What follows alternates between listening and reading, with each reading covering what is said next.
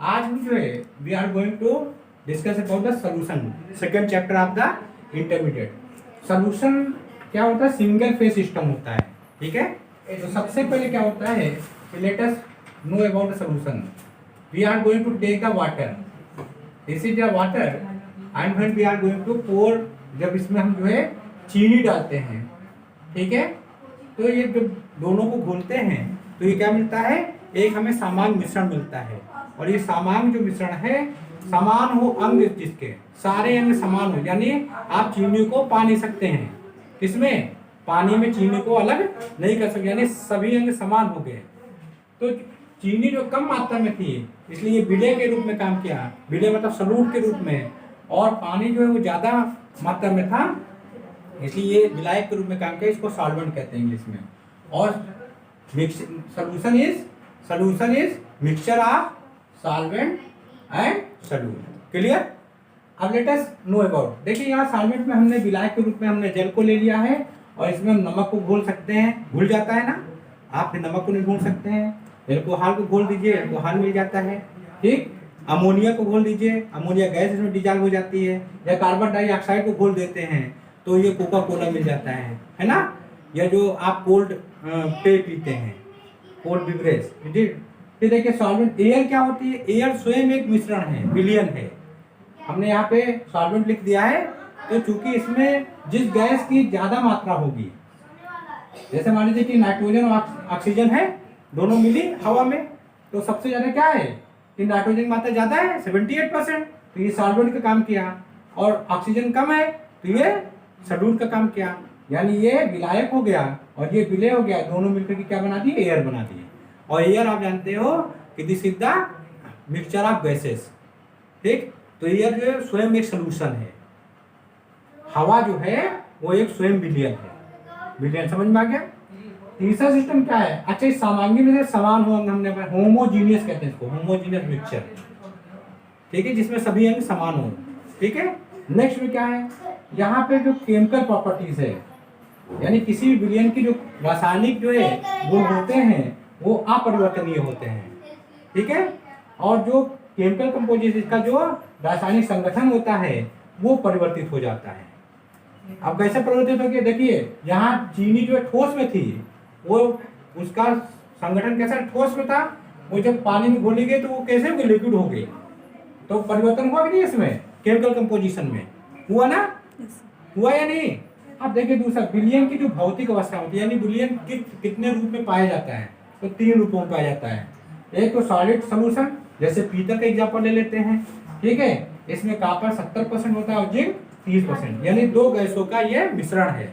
तो सबसे ज्यादा इसमें सॉल्वेंट का काम कौन कर रहा है, कॉपर सॉल्वेंट का, और सॉल्यूट का काम कौन कर रहा है, जिंक, ठीक है।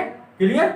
इसी प्रकार यहाँ देखो शरबत में हमने भी, इसमें सॉल्वेंट कौन है, वाटर ज्यादा मात्रा में, और कम मात्रा में जो है वो चीनी है, इसलिए इसमें शरबत हो गया लिक्विड। क्लियर? और यहाँ गैस सॉल्यूशन में एयर का मैंने अभी एग्जांपल आपको दिया ही है।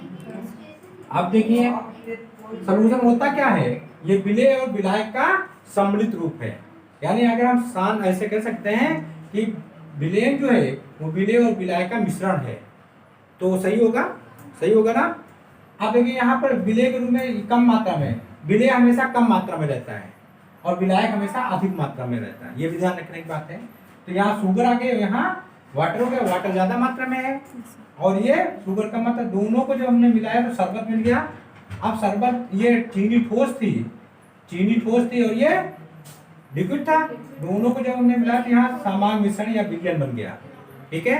अब विलयन के कितने प्रकार होते हैं, ठीक है, तो विलयन के प्रकार देखो, ये 9 टाइप के होते हैं, ठीक। देखो सॉलिड, लिक्विड, गैस, ठीक है, मतलब ठोस का ठोस में विलयन। अभी मैंने ये देखो एग्जांपल दिया पीतल का, ठोस का ठोस में विलयन, फिर लिक्विड का ठोस में विलयन, क्लियर। फिर गैस का सॉलिड में विलयन, यानी द्रव का, वो सॉरी गैस का जो है सॉलिड में विलयन।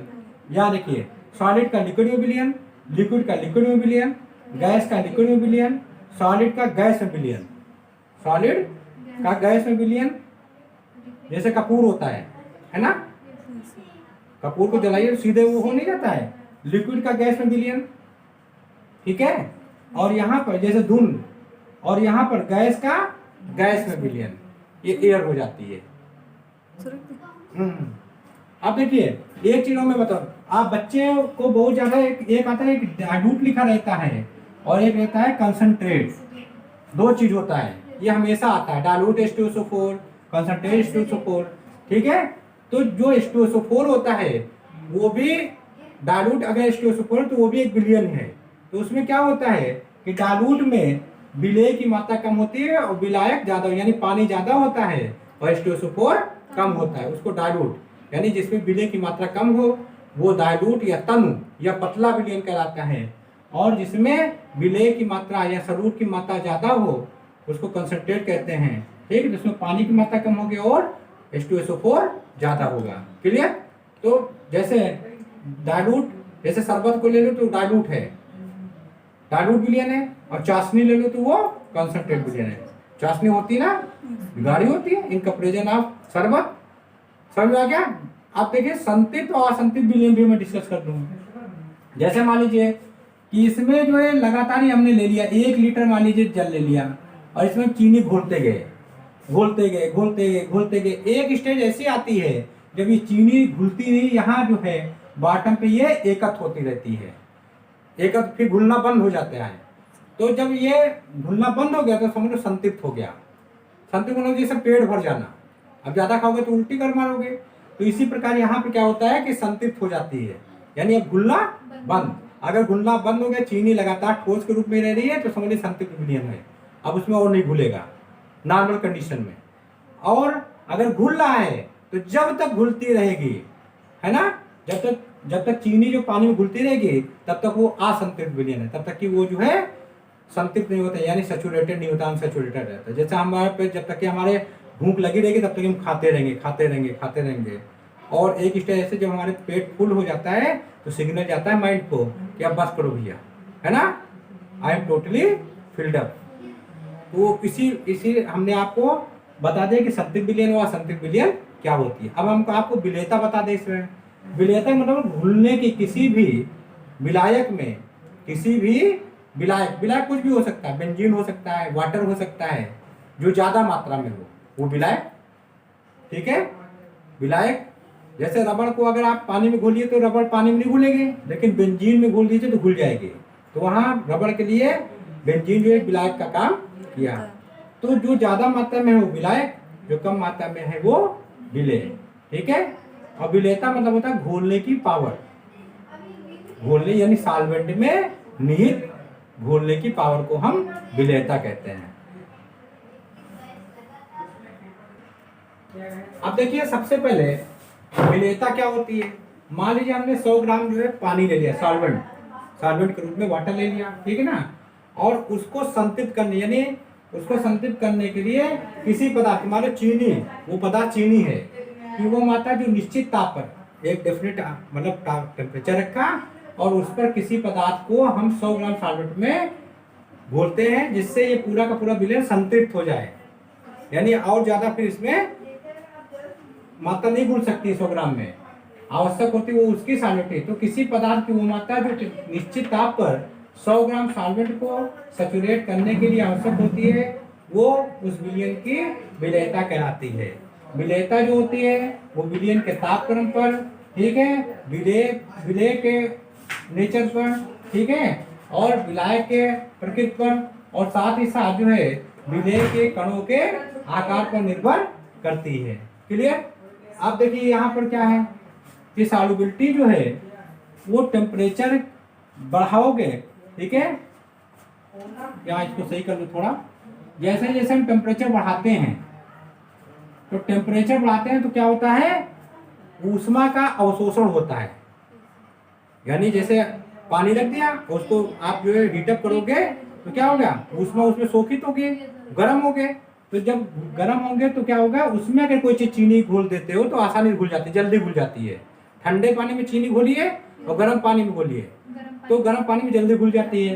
तो उसमें क्या होता क्या है कि ऊष्मा का अवशोषण होता है, इसलिए विलेय तेजी से घुल जाता है। चीनी जल्दी घुलती है ना गर्म पानी में, लेकिन एक चीज और मैं बता दूं, अगर कुछ ऐसे पदार्थ जैसे कैल्शियम सिट्रेट है, कैल्शियम सल्फेट है और कैल्शियम हाइड्रोक्साइड है, अगर इनको जो है आप पानी में घोलते हो और इसको गर्म करते हो, ठीक, तो सॉल्युबिलिटी घट जाएगी। क्यों घट जाएगी? क्योंकि ये पदार्थ जो है स्वयं ऊर्जा का उत्सर्जन करते हैं। आप जो है चूने को, जो खड़ा चूना होता है उसको पानी में घोलिए, देखिए उसमें कितना गर्म हो जाता है, कोई इसको गर्माता नहीं है। पोताई वाला चूना गर्म हो जाता है ना, तो इसीलिए। दूसरा देखिए, सॉल्युबिलिटी जो है वो direct proportion to the solute यानी विले एंड नेचर ऑफ सॉल्वेंट, यानी नेचर ऑफ सॉल्वेंट दो प्रकार, पोलर NaCl और CCl4, ये नॉन पोलर है, इनमें कोई ध्रुव नहीं होता है, नॉन पोलर। और इसमें ध्रुव एक प्लस होगा तो दूसरा माइनस होगा। क्लियर?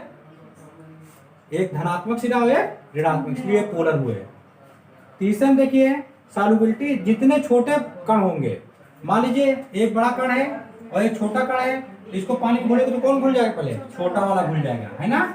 इसलिए सॉल्युबिलिटी छोटे कणों की ज्यादा होती है। ठीक है, नेक्स्ट देखिए, सॉल्युबिलिटी मतलब inversely proportional to the 1 common ion effect. सम आयन प्रभाव के ये व्युत्क्रमानुपाती होता है।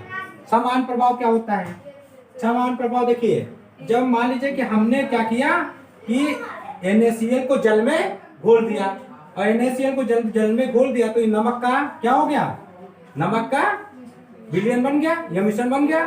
अब मान लीजिए कि इसमें हमने AgCl जोड़ दिया, AgCl3, तो ये देखो कॉमन क्या है, ये आयन और ये आयन कॉमन है कि नहीं है? तो एक्चुअली में ये पहले क्लोरीन है, अब क्लोरीन इस विलयन में है, तो इस विलयन में जो क्लोरीन आइटम है वो इस क्लोरीन को या AgCl को घोलने से बाधा डालेगा, तो ये आसानी से नहीं घुलता है, और इसी को हम कहते हैं सम आयन प्रभाव। यहाँ क्लोरीन क्या है? सम आयन है, तो वो दूसरे पदार्थ जिसमें क्लोरीन उपस्थित है उसको घुलने में बाधा उत्पन्न करता है। क्लियर?